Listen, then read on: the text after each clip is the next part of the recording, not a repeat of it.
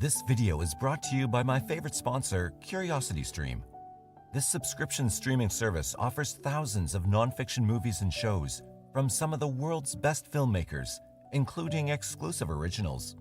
It has millions of subscribers and new shows every week on history, science, tech, military history, and of course, true crime.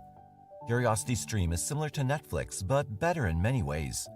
First of all, the variety of documentaries. I always find something to watch in the first 30 seconds of scrolling. And the price? Well, it's pretty much what I pay for Netflix per month, but that's the yearly price. It's $14.99 per year, guys. Some of you pay more monthly to support my channel. Oh, and it's available on pretty much every device you might have, unless you're using a Nokia 3310 or something. That's right, it's available on their web app, Roku, Android, Xbox One, smart TVs, iOS, Chromecast, Amazon Fire, Amazon Kindle, and Apple TV. And here's a recommendation for you as your first documentary on CuriosityStream, First Man. You'll follow the journey of primates developing into Homo erectus and then to Homo sapiens through the millions of years of evolution and the thousands of miles of migrations. I watched this a couple of days ago, and it kept me in my chair for the whole 1.5 hours. Do you want more? Try Combat Obscura. A former combat videographer, Miles Lugosi, presents personal footage of U.S. Marines in the Afghan war zone. It's a groundbreaking look at daily life in the war zone as told by the Marines themselves. So do yourself a favor and go to curiositystream.com/skd for unlimited access to the world's top documentaries and nonfiction series. If you don't use my link, it'll cost you 25% more. So click the link in the description and tell me how it went. $14.99 per year is a little over $1 per month. You're welcome. Now, let's talk crime. Southern California has something for everyone. The year-round temperate climate is a boon to agriculture, industry, and tourism. Mountains and deserts beckon hikers, while beaches lure surfers and sunbathers. Farms and citrus groves employ underpaid migrant workers from Mexico.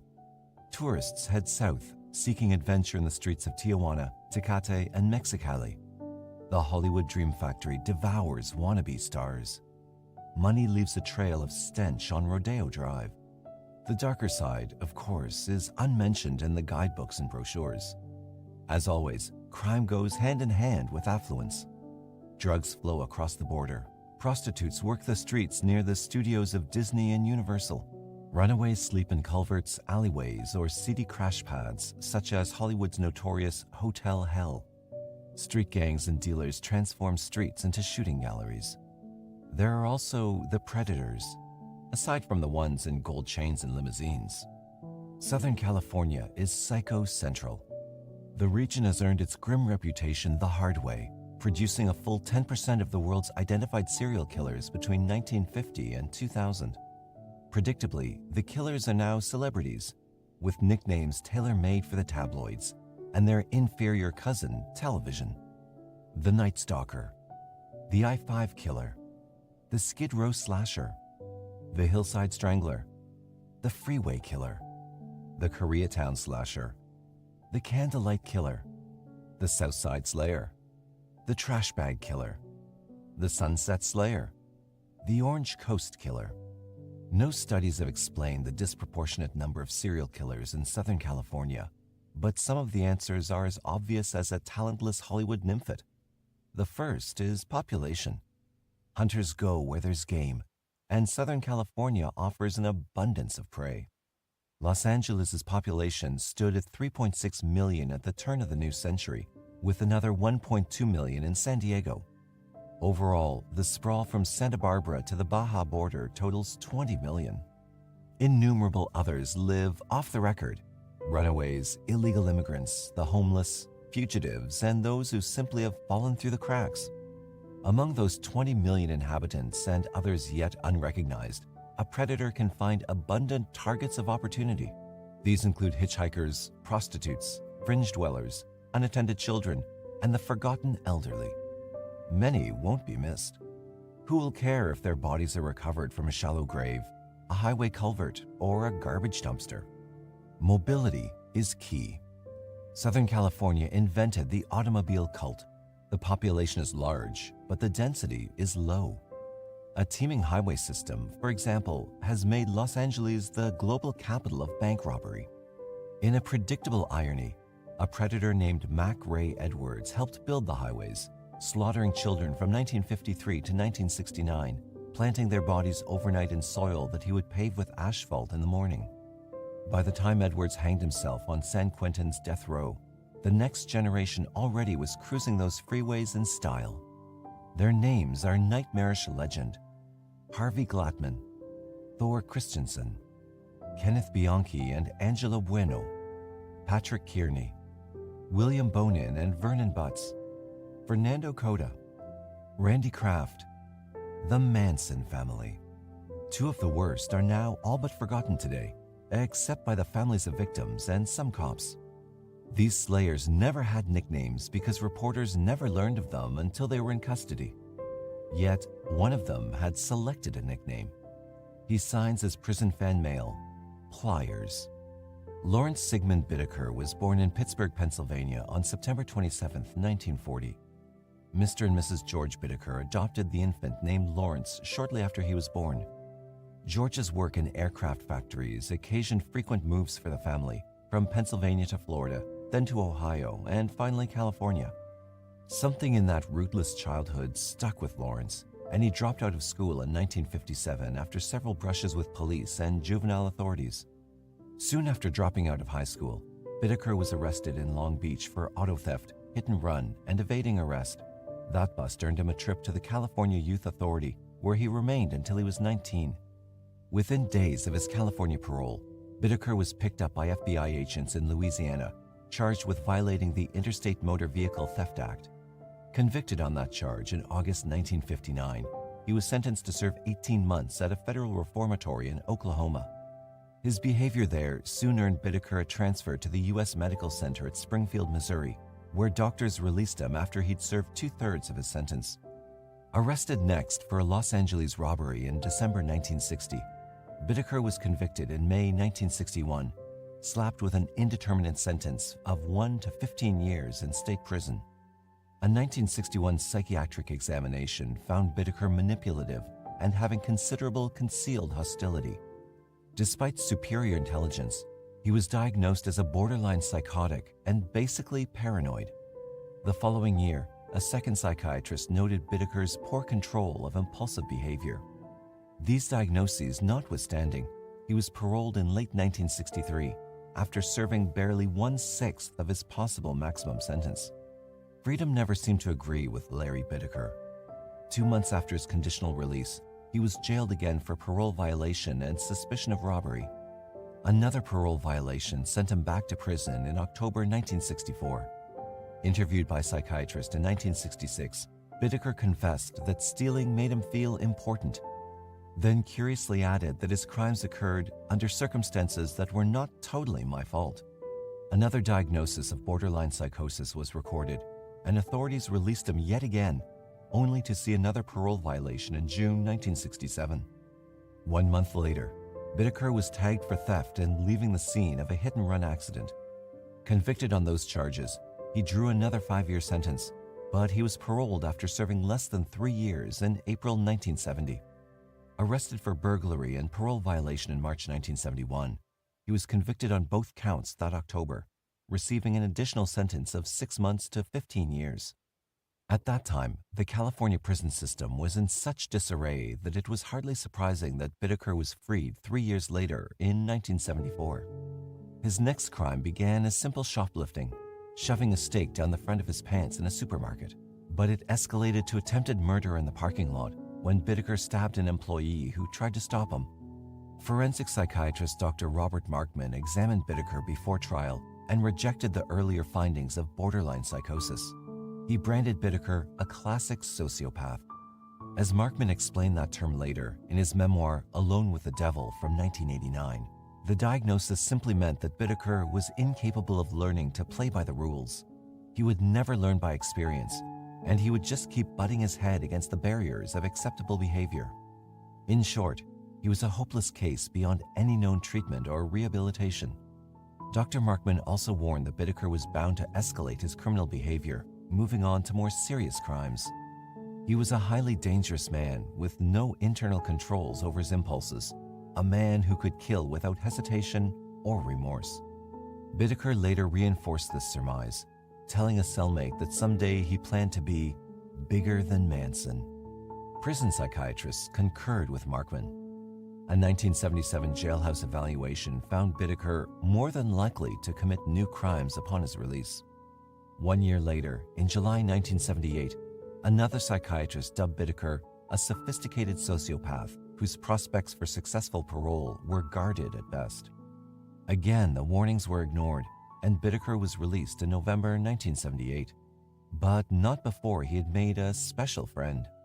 Roy Lewis Norris was born in Greeley, Colorado on February 2, 1948. Unlike Bittaker, Norris lived in his hometown until he was 17 when he dropped out of school and joined the Navy.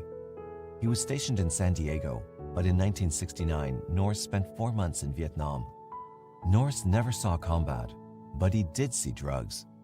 Marijuana was his drug of choice, and it was widely available.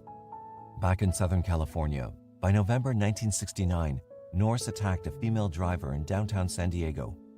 He forced his way into her car and attempted to have non-consensual sex. It only took 3 months for Norris to get arrested again. Free on bail pending trial for attacking the motorist, Norris knocked on another San Diego woman's door. He asked if he could use her telephone. When the woman refused, he tried to break in through a living room window, then ran around back to the kitchen. Reaching a window there, he finally entered the house, but police arrived before he could harm his intended victim. At that point, the Navy had seen enough of Norris. He received an administrative discharge for psychological problems after he was diagnosed as having a severe schizoid personality. Still awaiting disposition of his previous assault cases, Norris attacked a young woman in May 1970 on the campus of San Diego State College. He tackled the student from behind, clubbed her with a stone, and then slammed her head repeatedly into a concrete sidewalk. This time, the charge was assault with a deadly weapon, and it was finally enough to take Roy Norris off the streets.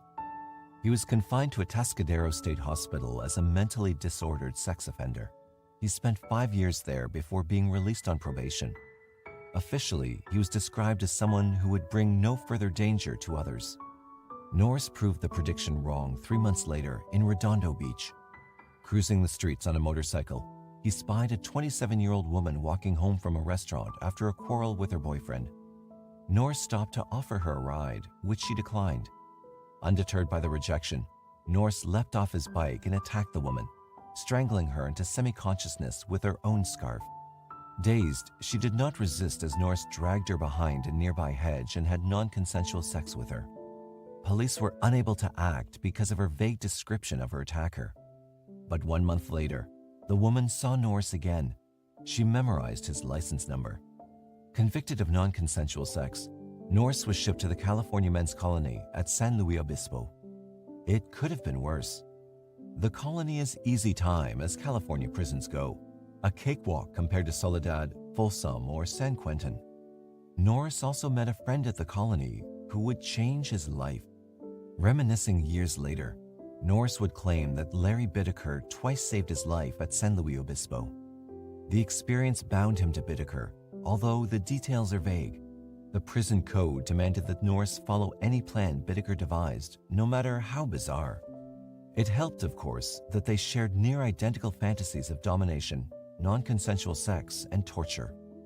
Next time a woman fell into his clutches, Bittaker confided, he would kill her afterward, a surefire method of evading punishment. In fact, he thought, it might be fun to play a game, selecting one victim for each teen year, 13 through 19, and to see how long each victim could be kept alive and screaming. Bittaker was paroled on November 15, 1978, returning to Los Angeles where he found work as a machinist. Norris was freed exactly 2 months later on January 15, 1979. He moved in with his mother at an LA trailer park and used his Navy training to find work as an electrician. Bittaker wrote to Norris in February 1979 and arranged a rendezvous at a cheap downtown hotel. Over drinks, they renewed their prison friendship and repeated their dark desires. Spring was coming to the Southland. It was nearly hunting season. As a first step toward fulfilling his vision, Bittaker purchased a silver 1977 GMC cargo van. The van had its advantages. There were no side windows to worry about, and there was a large sliding door on the passenger side. If their intended victims spurned the offer of a ride, Bittaker reasoned, they could pull up real clothes and not have to open the doors all the way to snatch someone from the sidewalk. Larry named the van Murder Mac. From February to June 1979, Bittaker and Norris cruised up and down the Pacific Coast Highway. They stopped at beaches, flirted with girls, and often took their photos. Norris later estimated that they picked up 20 prospects without harming one, and his estimate may have been low.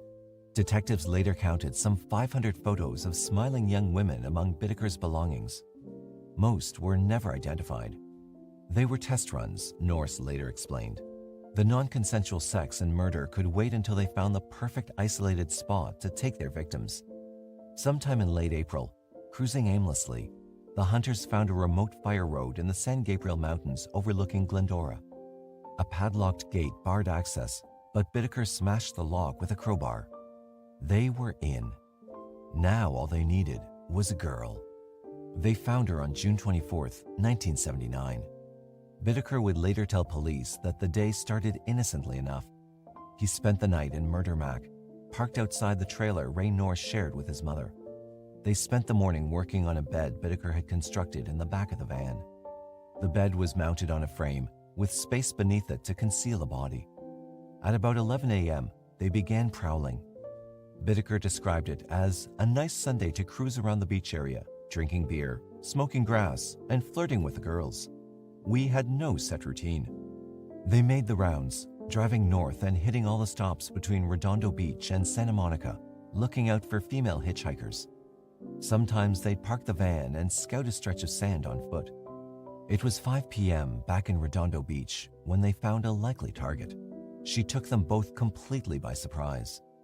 Bittaker and Norris later quarreled over who was first to notice 16-year-old Cindy Schaefer. Each man accused the other of pointing her out and suggesting that she be their first contestant in their game. Ironically, she was not at the beach or wearing a swimsuit. In fact, Schaefer was walking back to her grandmother's house after a Christian youth meeting at St. Andrew's Presbyterian Church. Murder Mac pulled alongside, and Norris offered her a ride. Schaefer declined and ignored the van as it trailed behind her. Then the van surged ahead and swung into a driveway, motor idling. Norris met her on the sidewalk, smiling, repeating his offer. As Schaefer brushed past him, Roy grabbed her and muscled her into the van. The sliding door worked perfectly, muffling her cries for help as Bittaker cranked up the radio's volume. Norris grappled with Schaefer and then sealed her lips with duct tape. He also bound her wrists and ankles. One shoe was left behind on the sidewalk as Murder Mac sped away. In his prison-penned memoirs, Bittaker later recalled that, throughout the whole experience, Cindy displayed a magnificent state of self-control and composed acceptance of the conditions and facts over which she had no control. She shed no tears, offered no resistance, and expressed no great concern for her safety. I guess she knew what was coming. Or perhaps Bittaker simply lied. He drove to the mountain fire road and parked out of sight from the highway. The men smoked grass and questioned Schaefer about her family until they tired of the routine and ordered her to strip. Bittaker left the van for an hour or so, giving Norris some privacy. Then he came back to take his turn. In custody, months later, each accused the other of insisting that Schaefer die. Norris first tried to strangle Schaefer, but he bungled the job. He left to vomit in the weeds. When he returned, Norris said, Bittaker was choking Schaefer, but her body was still jerking, alive to some degree, breathing or trying to breathe. Bittaker then handed Norris a wire coat hanger, and they twisted it around her neck, tightening the makeshift garrote with a vice grip pliers. Norris recalled that Schaefer convulsed for 15 seconds or so, and that was it. She just died. Wrapping the body in a plastic shower curtain, Bittaker and Norris drove back along the fire road until they found a deep canyon. They lifted Schaefer's body from the van and heaved her into the chasm. Bittaker said the desert scavengers would clean up after them. The exhausted friends agreed that it had been nearly perfect, but something was missing. Next time, they would keep a trophy of the hunt. Bittaker and Norris went hunting again on Sunday, July 8, 1979. They saw a likely prospect in early afternoon, thumbing rides across Pacific Coast Highway, but the driver of a white convertible pulled in ahead of them and plucked her from the roadside. Norris grumbled over their bad luck, but Bittaker counseled patience. They'd follow the convertible for a while and see where the hitchhiker was dropped off. Their patience was soon rewarded. The convertible's driver signaled for a ramp exit ahead, braking first to deposit his passenger on the berm. She stuck a thumb out, waiting for the next ride. Meanwhile, Norris left Murder Mac's passenger seat and threw himself under the raised bed in the back. It was a change in strategy to make the van appear less threatening. It worked. Andrea Hall was 18 and thankful for the ride. She introduced herself to Bittaker as he pulled back into traffic, gratefully accepting his offer of a cold drink. Hall went to fetch it from a cooler in the rear of the van, choosing a soda and turning back toward her seat. Norris lunged from hiding then and swept her legs out from under her. More grappling on the floor of Murder Mac, more blaring music from the radio as Bittaker drove on. Hall fought for her life, but Norris was too strong. Twisting an arm behind her back until she finally surrendered, the submission enabled Norris to bind her wrists and ankles and cover her mouth with tape. The fire road was familiar territory now. There was no time for small talk with their second victim. They repeatedly had non-consensual sex with her by turns. When both of them were tired, Bittaker loaded his Polaroid camera, dragged Hall from the van, and sent Norris on a beer run down the mountain to a small roadside convenience store. When Norris returned, he found Bittaker alone, smiling over photos of Andrea Hall, her face contorted by fear. He told me that he told her he was going to kill her, Norris later informed the police. He wanted to see what her argument would be for staying alive. He said she didn't put up much of an argument. Bittaker told Norris that he'd stabbed Hall twice with an ice pick, one in each ear, but he had to strangle her when she refused to die. When the murder was finished, Bittaker said he had pitched her off a cliff. Bittaker and Norris made their third foray on Labor Day, September 3. Cruising through Hermosa Beach, they spotted two girls seated at a bench at a bus stop where Pier Avenue met Pacific Coast Highway. 15-year-old Jackie Gilliam and 13-year-old Leah Lamp weren't waiting for the bus, but they seemed happy to accept a ride with no special destination in mind. Bittaker and Norris later told police the girls were also glad to accept Larry's offer to smoke a joint. Lighting up, he passed the joint around and told his passengers that he was heading for the beach. Jackie and Leah challenged him moments later as Bittaker turned away from the ocean and started driving northward, but he stalled them with excuses, claiming he merely wanted to find a safe place to park while they got high. The girls protested when Bittaker parked near a suburban tennis court. Leah started to open the door, but Norris was faster, swinging a sawed-off baseball bat against her skull. A fierce struggle ensued. Bittaker waded in to help Norris, finally subduing the teenagers and trussing them with duct tape. Only when they were secured in silence did he notice several tennis players watching from the nearby courts. Worried that someone might call the police, Bittaker gunned the van and sped away toward his hideout in the San Gabriel Mountains. But no one called the police. The witnesses returned to their tennis games, dismissing the strange incident. Bittaker and Norris kept their latest hostages alive for nearly 2 days. They kept an audio tape of their non-consensual sex and torture. Among other things, the tape captured Norris having non-consensual sex with Jackie Gilliam, demanding that she play the role of a cousin who was the object of some of his sexual fantasies. Tired of the game and running dangerously late for work, Bittaker repeated his trick with the ice pick, stabbing Gilliam in both ears. As with Andrea Hall, it made her scream but failed to kill her, so they took turns strangling Jackie to death. Afterward, they turned on Lamp, Bittaker squeezing her throat while Norris pounded her head 7 times with a sledgehammer. They pitched their victims off a cliff, with the ice pick still embedded in Jackie Gilliam's skull. On Sunday, September 30th, they selected Shirley Sanders, an Oregon resident visiting her father in Manhattan Beach. When she declined a lift in Murder Mac, they sprayed Sanders with chemical mace and dragged her kicking from the sidewalk. Both men had non-consensual sex with her in the van, but they were careless and she escaped. Sanders reported the assault, but she could not identify her assailants. She did not remember the license plate. Unable to pursue the matter further, she returned to Oregon. The next month was nerve-wracking for Bittaker and Norris. who worried that police might come for them at any moment. Bittaker found a new apartment in Burbank, while Norris remained with his mother. The killers began to relax as the weeks passed without any signs of police attention. The pair went hunting again on Halloween night, deviating from their beach routine to prowl the residential streets of the Sunland and Tujunga districts of the San Fernando Valley. They spotted 16-year-old Lynette Ledford hitchhiking and offered her a ride. She happily accepted, and within 5 minutes, Norris wrestled her to murder Mac's floor. Bittaker chose not to waste time driving to the mountains. He reasoned that they could have non-consensual sex and torture Ledford just as well when they drove around the suburbs of Los Angeles. Norris took the driver's seat while Bittaker turned on the tape recorder and went to work on their captive. The tape records him slapping her, demanding, "Say something, girl." "What do you want me to say?" she responds. The slapping continues, interspersed with cries of pain. Frustrated, Bittaker asks Ledford, "You can scream louder than that, can't you?" Ledford tries to accommodate him, but Bittaker wants more. Soon he goes to work with a vice grip pliers. "Scream, baby," he urges. Next, Norris's voice is heard. "Make noise there, girl," he orders. "Go ahead and scream, or I'll make you scream." "I'll scream if you stop hitting me," Ledford sobs when Norris starts striking her elbows with a hammer. Norris swings the hammer 25 times while he chants mindlessly, "Keep it up, girl, keep it up. Scream till I say stop." Bittaker parked the van and prepared for the kill. "I got a section of coat hanger," he later told police, and wrapped it around her throat and tied it up with the pliers. Emboldened, he thought it would be amusing to see what happened if they dumped their victim on someone's front lawn.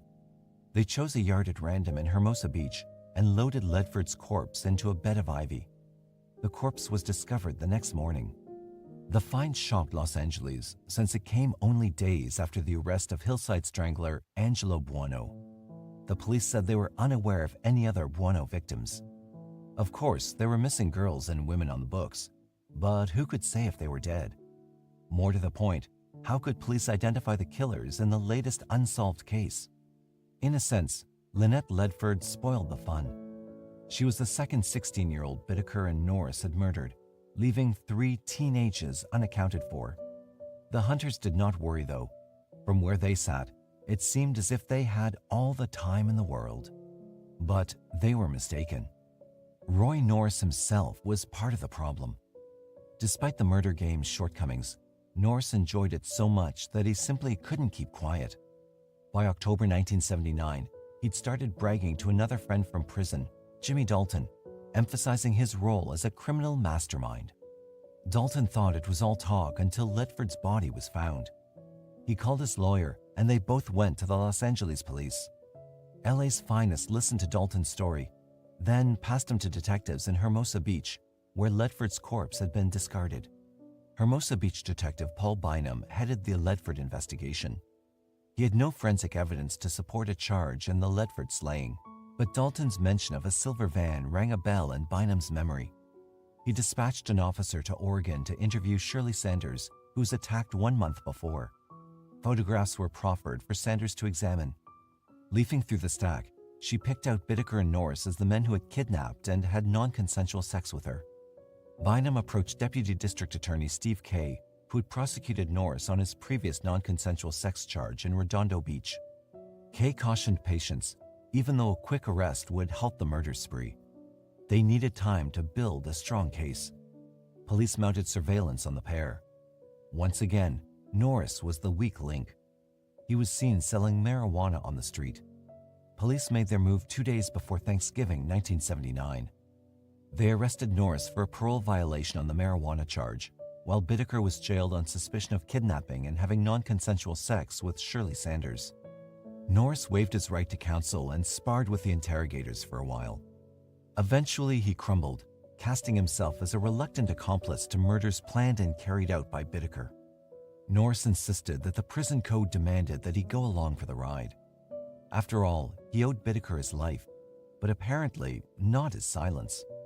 On the strength of Norris's confession, both men were charged with 5 counts of first-degree murder, plus additional charges of kidnapping, robbery, non-consensual sex, deviant assault, and criminal conspiracy. Each defendant tried to blame the other for the most egregious acts. Norris now claimed that he'd been high on drugs most of the time, unable to resist Bittaker. But the audio tapes told a different story, revealing Norris as a full participant. Norris realized he'd have to do more to avoid the death penalty. In February 1980, Norris led Detective Bynum, Steve Kay, and members of the Sierra Madre search and rescue team on a tour of the San Gabriel murder sites. They found Leah Lamp and Jackie Gilliam, with Bittaker's ice pick still buried in Gilliam's ear. But no trace was found of Cindy Schaefer or Andrea Hall. They were lost forever. But Norris had delivered enough evidence to clinch his plea bargain. With that finding on file, Norris was sentenced to 45 years to life, with a minimum of 30 years to serve before parole. Given his record and the nature of the crimes, it was unlikely in the extreme that Norris would be released then.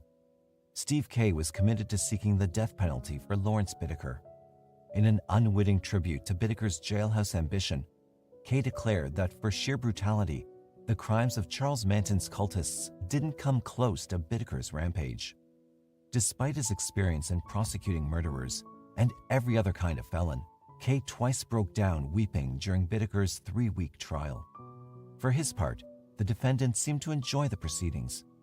Bittaker had prepared for trial by writing his memoirs, fittingly titled The Last Ride. Though warned repeatedly by his attorney, Bittaker insisted on finishing the manuscript, apparently convinced that jurors would believe his assertion that Norris masterminded the operation. The gamble failed, and on February 17, 1981, Bittaker was found guilty on 5 murder counts and 21 other related felonies. California, like all other states, holds its criminal trials in stages. The first determines guilt or innocence. The second determines punishment if a defendant is convicted. To support a death sentence, California prosecutors must demonstrate special circumstances, such as slayings deemed especially heinous, atrocious, or cruel, manifesting exceptional depravity. Bittaker's audio tapes were replayed for the jury, which promptly recommended death. As with Norris, another probation report was generated. Bittaker's examiner wrote that during the years this officer has been submitting evaluations to the court, he has had occasion to interview many individuals convicted of brutal crimes, but none to the extent of the ones for which this defendant has been convicted. During the interviews with them, although verbalizing some feelings for the teenage deaths that he had caused, there was no outward expression or emotion displayed. His whole attitude was almost as if he'd been able to divorce himself from the emotions felt by the major portion of society. The report concluded that there was little doubt that he would return to a life of crime, and possibly a life of violence, if released into society. The jury's recommended sentence clearly would be the most permanent protection available. The judge agreed, and Bittaker was sentenced to death on March 24, 1981. Death penalty sentences are neither sure nor swift. The appeal of a death sentence is automatic, regardless of the defendant's wishes. 2 years elapsed before the California Supreme Court appointed Bittaker's appellant attorney. 6 more before the same court affirmed Bittaker's death sentence on June 28, 1989.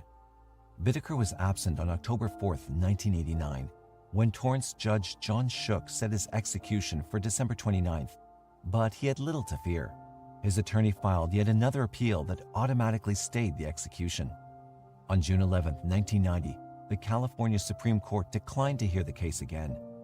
Later that same year, while actor Scott Glenn was preparing for his role as an FBI profiler in The Silence of the Lambs, he visited the Bureau's Behavioral Science Unit at Quantico, Virginia.